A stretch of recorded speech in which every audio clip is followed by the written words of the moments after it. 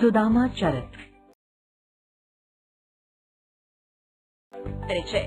प्रस्तुत काव्यांश सुदामा चरित हमारी पाठ्य पुस्तक वसंत भाग 3 से ली गई है और इसके रचयिता नरोत्तम दास हैं। श्री कृष्ण के बचपन के मित्र सुदामा अपनी पत्नी के आग्रह पर कुछ आर्थिक सहायता पाने की आशा में उनकी नगरी द्वारका पैदल जा पहुँचे। कविता।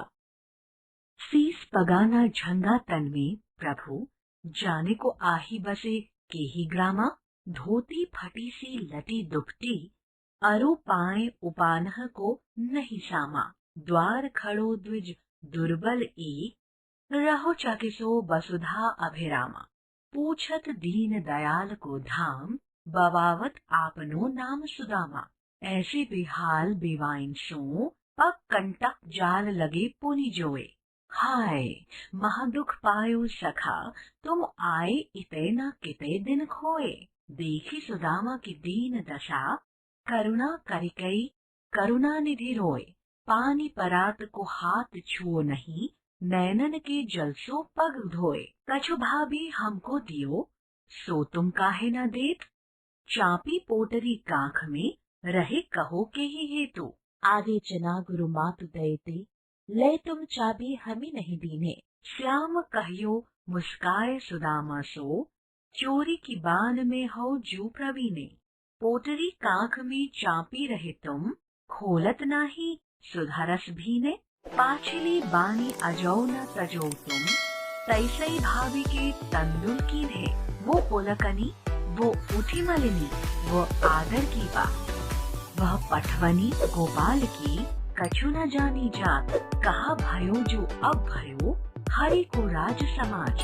हाउ आवत नाही होताओ, वाही पठयो ठेली। घर घर कर ओढ़त फिरे, तनक दही के काज। अब कहीं हो समुझाए कई, बहुधन धरो सकेली। वैसोई राज समाज बने गज, बाजी घने मन संभ्रम छायो। कैंधो परयो कहूँ मारक भोली, कि फेरी के मैं अब द्वारकायो। भौन बिलो के बेको मन लोचत, अब सोचत ही सब गांव मझायो। पूछत पाड़े फिरे सब सौ पर, झोपड़ी को कहूँ खोज न पायो। कई वह टूटी सी छानी हती, कहाँ कंचन के अब धाम सुहावत। कई पग में पनही न हती, कहम लाए गजराजहू थाने महावत। भूमि कठोर पे रात कटई, कहाँ कोमल सेज पे नींद न आवत। कई जुरतो नहीं को दो समा, प्रभु के परताप ते दाख न भावत।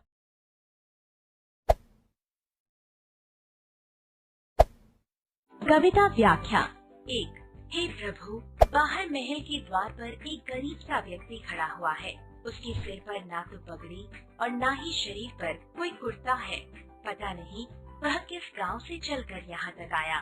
दरवाजे पर खड़ा वह गरीब कमजोर सा ब्राह्मण हैरान होकर पृथ्वी और महल के सौंदर्य को निहार रहा है। वह चकित सी अवस्था में बस दीनदयाल अर्थात आपका निवास स्थान पूछ रहा है और अपना नाम सुदामा बता रहा है। श्री कृष्ण सुदामा के पैरों की ओर नजर डाली तो देखा कि उनके पैरों पर कांटों के जाल लगे हुए हैं।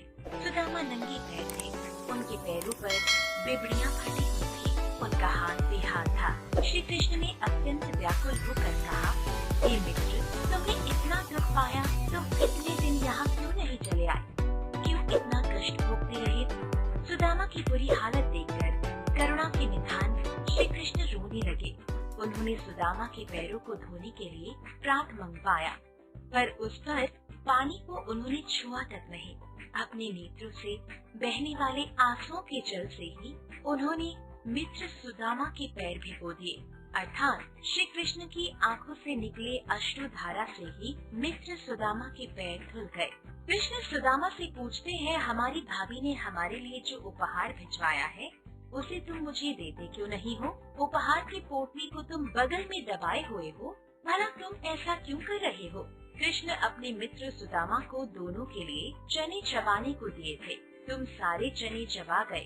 कृष्ण अपने मित्र सुदामा को संदीपन के आश्रम की बात का स्मरण करते हुए कहते हैं कि जब हम तुम साथ साथ पढ़ते थे तब गुरु माता ने हम दोनों के लिए चने चबाने को दिए थे। तुम सारे चने चबा गए थे और मुझे मेरे हिस्से के चने भी नहीं दिए थे। कृष्ण ने मुस्कुराकर कहा कि लगता है तुम्हारी पुरानी आदत अभी तक नहीं गई। तुम इस कला में प्रवीण हो। तुम अभी भी चावलों की पोटली को बगल में अपने लिए ही दबा रहे हो। तुम्हारी पिछली आदत अभी तक गई नहीं।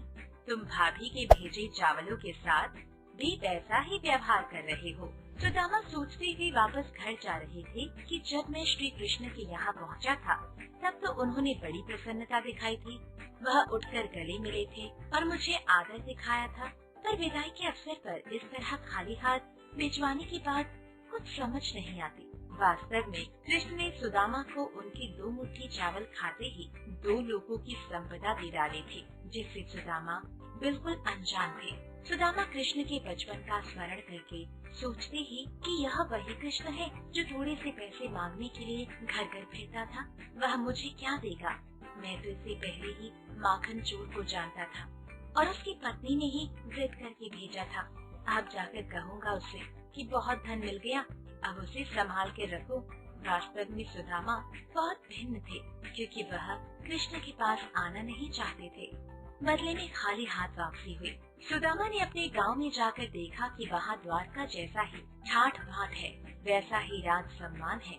वहाँ उसी प्रकार के हाथी घोड़े थे जैसे द्वारका में थे। इससे उनके मन में भ्रम छा गया। सुदामा को लग रहा था कि वह भूलकर फिर से द्वारका ही लौट आए हैं। वह शायद रास्ता भूल गए हैं। वहाँ भी द्वारका जैसा भव्य महल बने हुए थे। सुदामा के मन में उन भवनों को देखने का लालच आ रहा था। यही सोचकर वह गांव के बीच चल गए। वहाँ जाकर सुदामा पांडे ने सभी से पूछा, पर अपनी झोपड़ी को खोल नहीं पाए। कभी कहता है कि वहाँ पहले तो सुदामा के पैरों में जूतियाँ तक नहीं होती थी और वहाँ अब उनके महल के द्वार पर महाबत के साथ हाथी घोड़े खड़े रहते हैं, अर्थात सवारी के साधन उपलब्ध हैं। पैदल चलना नहीं पड़ता। जहाँ पहले कठोर भूमि पर रात गुजारनी पड़ती थी, वहीं आज कोमल बिस्तर पर नींद नहीं आती। श्री कृष्ण के प्रताप को देख सुदामा चकित रह गए। सारांश। तो बच्चों, आपने देखा श्री कृष्ण अपने मित्र सुदामा को कैसे सत्कार करते हैं और 2 लोगों का धन भी दे देते हैं।